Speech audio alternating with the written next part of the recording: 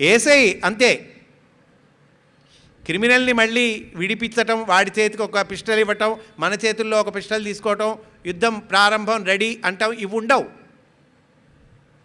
తమ్ముడి భార్యను చేపట్టినటువంటి వాడివి నీకు ఈ లెక్కలన్నీ ఉండవు. ఇన్ని చెప్తాడండి రామచంద్రమూర్తి.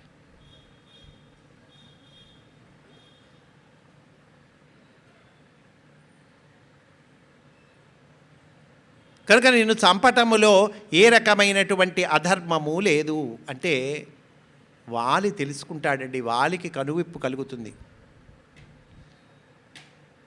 రామచంద్ర, నువ్వు చెప్పినది ధర్మమే, నేను చేసినది తప్పే. వాలి ఒప్పుకుంటాడు కానీ ఇప్పటికీ కొంతమంది ఇంకా ఒప్పుకోరు.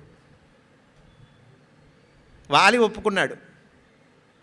అయితే వాలి ఒక విషయం అభ్యర్థన చేస్తాడు. రామచంద్ర, నా కుమారుడు అంగదుడు ఉన్నాడు, ఈ అంగదుడిని నువ్వు కాపాడవలసినది, రక్షించవలసినది. సుగ్రీవుణ్ణి ఎట్లా అయితే కాపాడుతున్నావో అంగదుడిని కూడా అట్లా కాపాడవలసినది అని అభ్యర్థన చేస్తాడు. అప్పుడు రామచంద్రమూర్తి తప్పకుండానయ్యా, అంగదుడిని నేను రక్షిస్తాను, అంగదుడి బాధ్యత నాది అని చెప్తాడు. ఈ విషయము వాలి చనిపోబోతున్నాడు అనేటువంటి విషయము అంతఃపురంలో ఉన్న తారకు తెలుస్తుంది.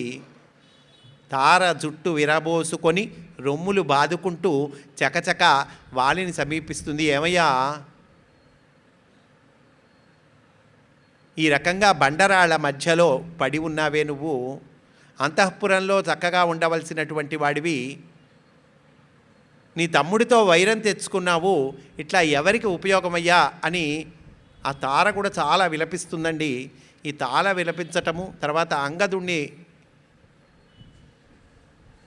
అంగదుడికి శ్రీరామచంద్రమూర్తి అభయం ఇవ్వటము, మళ్ళీ సుగ్రీవుడు వస్తాడు, సుగ్రీవుడితో వాలి మాట్లాడతాడు.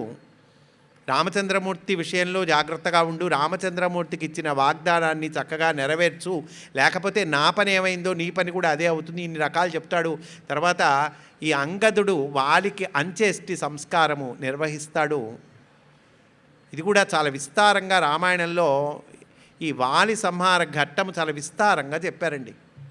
అంటే నేను బలవంతుడని, నేను పరాక్రమవంతుడని, లేకపోతే నా దగ్గర డబ్బులున్నాయని,